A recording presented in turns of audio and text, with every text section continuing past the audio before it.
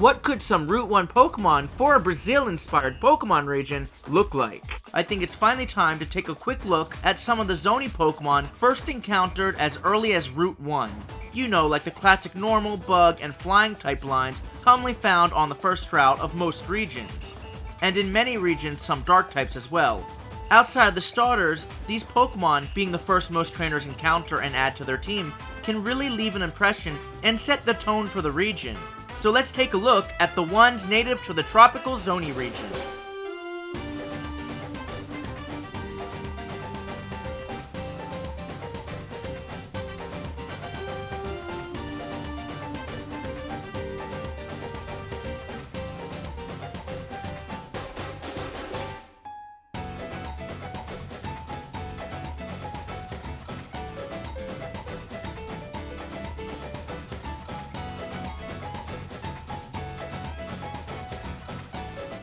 Now, I want to wait until the adventure-filled Zonhe Chronicles series before fully exploring the charming starting town of Moregem, as it's crucial to the story and its cast of characters. Inspired by the historical city of Moregem in Brazil, built around an inlet of water within the mountains, with plenty of natural beauty, outstanding colonial architecture and monuments, cobblestone streets, water mills, and Brazil's famous scenic railways, making it the perfect place to start your journey, as it makes some of the other locations easily accessible early on, but is also pretty much found in the center of the Zonhe region, allowing players to travel more freely on their adventure. But in this video, I obviously want to take a look nearby at the first route accessible on your journey in the Zonhe region, and some of its native Pokemon found there. Sonhador Road, translating to Dreamer's Road, fitting of the Zonhe region's dreamy themes of imagination and creativity, as this winding path, found outside the player's hometown, represents the endless possibilities your journey will present, with a wide variety of Pokemon of various different types to add to your team. Starting with the Route 1 normal type, of course, in this case being the incredibly average, yet cute, Caverage, based on the Brazilian rodent, the cavaya, more commonly known as the guinea pig. And as I already hinted, outside of being adorable, it's intentionally unremarkable or simplistic, with the exception of its literal pig-like tail to play up the whole guinea pig thing. The reason for this simplistic design outside of its normal typing, and the fact that most Route 1 normal types are quite basic, a lot of normal types, or even Pokemon in general actually, is the fact it's fairly common throughout Brazil, and I felt this approach would make its evolution stand out that much more, as it evolves into Wildcard, normal poison type, Guinique.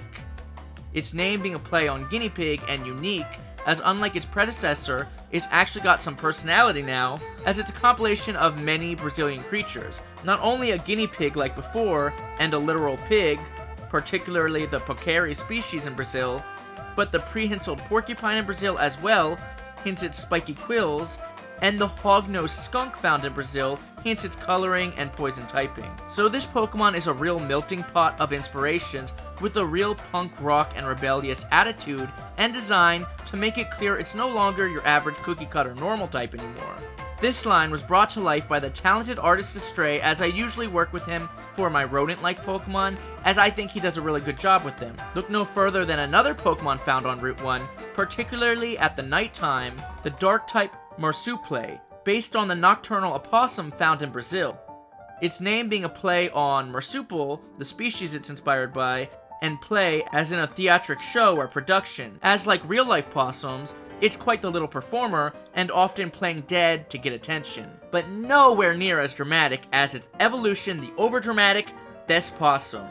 Like its pre-evolution, often playing dead, bringing out its fake tears, or putting on a show for anyone willing to watch, as it tries to steal the show with its sneaky tactics and attacks.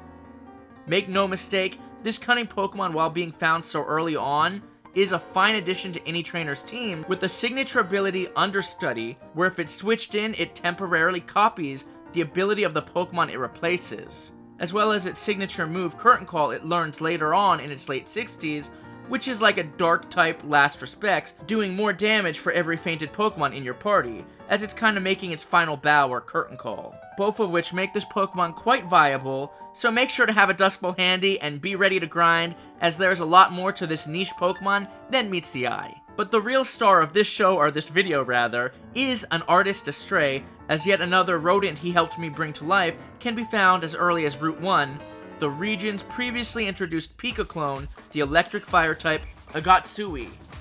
Agatsui can be seen scurrying throughout the Zonhe region on a sunny day.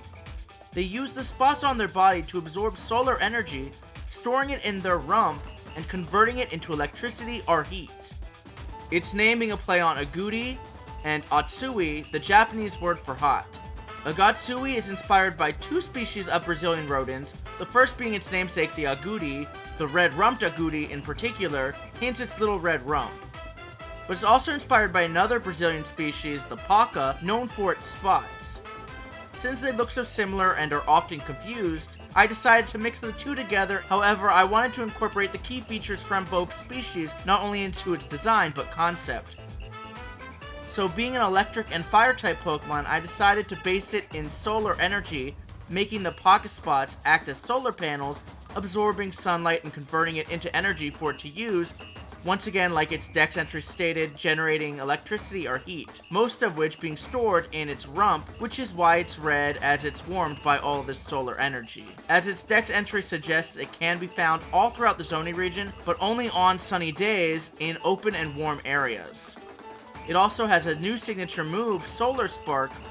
which is an electric type attack that not only can potentially burn the target, but also does double damage in harsh sunlight. Although, like Solar Beam, it also has the drawback of only doing half damage while in the rain. While extremely rare with only a 5% catch rate, can also be found on Route 1 in the Zonhe region. Even higher chance of encountering it in harsh sunlight. But fear not, if you're not lucky enough to find it on Route 1 like all the other Pokemon featured in this video, Agatsui can be found all throughout the Zonhe region, once again primarily in its sunnier areas. And I'm still not quite ready to reveal its evolution I've previously teased, but I promise the wait will be worth it. Instead, I'd like to work in reverse and reveal the full evolutionary line for the previously introduced Route 1 bug, Vidroleta, starting with its first stage, Azularv, based loosely on the bizarre-looking Morpho Caterpillar, for the Morpho Butterfly, with the twist using its glass shards in place of its spikes, and giving it a nice blue color to fit its final evolution and future ice typing even more. When it's ready to evolve, it finds a sunny spot cocooning itself in its glass shards to use to absorb sunlight, evolving into Veiluz, a play on the words veil and the Portuguese word for light. Its design is inspired by, and meant to be a callback to the OG cocoon Pokemon such as Metapod and Kakuna. It's covered in a glass cocoon that refracts light, helping to create optical illusions, protecting it from predators such as Eaglit and Harpryde, which I'll get into later. That is, until it's ready to evolve into the dazzling Vidroleta, who most of you are already familiar with, but for those of you who aren't, this Pokemon is a bug ice type inspired by Brazil's iconic Morpho Butterfly, with beautiful glass wings inspired by stained glass windows, as a subtle reference to Catholicism's large role in Brazilian culture, as well as all of its beautiful churches. And despite being an ice type in a more tropical region such as Zonhe, this Pokemon can be found fluttering all throughout the Zonhe region with sunlight glistening through its beautiful glass wings. As its wings and the shards found throughout its design are meant to look like ice, they are once again technically made of glass, not actual ice. But that being said, due to its ice typing, it still has the ability to produce ice and use ice type moves, much like many other ice types who don't actually feature ice or any snowy elements in their designs, whereas at least Vidroleta's features resemble it. This decision was made as my last Route 1 bug for the Fearon region, Dimoth, was already a rock type, which I also considered for this Pokemon's typing, but more importantly because I really wanted to find unique ways to implement ice types into the region, and I felt this concept paired with the Morpho Butterfly's icy blue coloring lent itself perfectly to this type combination, also allowing me to introduce an ice type into the region as early as Route 1. Brought to life by Brazilian artist and good friend JJ Mond, who I knew I had to work with on this line, as he has always been my go-to not only for bug, but ice types, as no one does either quite like him. And there will be plenty more Pokemon from various regions found on the first route of the Zonhe region, depending on your version, time of day, the weather, you name it, all inspired by actual wildlife in Brazil. But the last native Zonhe line worth noting is the region's staple flying type line, found flying around and nesting all throughout the Zonhe region, Egolet. inspired by Brazil's funky-looking harpy eagle chick. However, this Pokemon is actually quite full of itself, hence its name being a play on ego and Eaglit, evident by its sassy little hair flip. As this vain Pokemon doesn't waste its time battling trainers it feels are beneath it, usually flying away. This vain attitude only worsens after evolving into Harpryde, as it gains the fighting typing and several hard-hitting attacks. Its name a play on Harpy and Pride, of course, still resembling the Harpy Eagle, but now giving a little flex, and taking slight inspiration from the feathery headpieces of indigenous Brazilian warriors, particularly those of the Guarani tribe, which is where its fighting typing comes into play. But as if this Pokemon's head wasn't big enough, it hasn't yet reached its full potential, as it evolves once more into the formidable Gloreagle, being a play on, you guessed it, glory and eagle, as this massive flying fighting type Pokemon makes for the perfect ride Pokemon for the citizens of the Zonhe region to use to soar through the sky or to call on their Rotom watches and phones to give them a ride on a sky taxi. It is also a total powerhouse found on many trainers' teams in the Zonhe region, as it has the Gale Wing ability and many powerful moves such as Brave Bird and Flying Press at its disposal, making poor Hawlucha obsolete by comparison. With its large wingspan, intimidating and somewhat humanistic or warrior-like design, walking a fine line as it still appears mostly animalistic or in this case bird-like. At least that's how I intended it to come across. Once again inspired even further by the fearsome and large harpy eagle found in Brazil, as well as indigenous Brazilian warriors and their tribal feathery headpieces.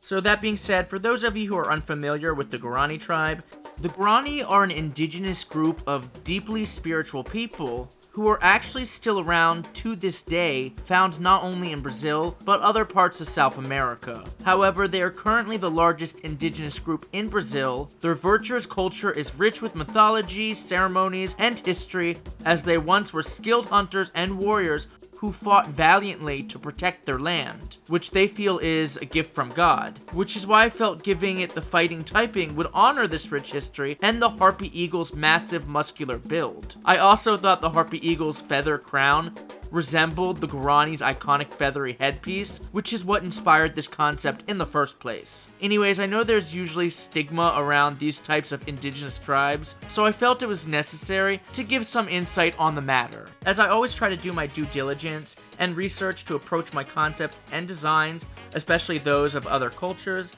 as respectfully as possible. And thankfully, I am fortunate enough to have plenty of Brazilian artists I work with, and even followers I became friends with, to soundboard these type of sensitive ideas off of, and avoid unintentionally making these kind of mistakes, which is extremely helpful and greatly appreciated.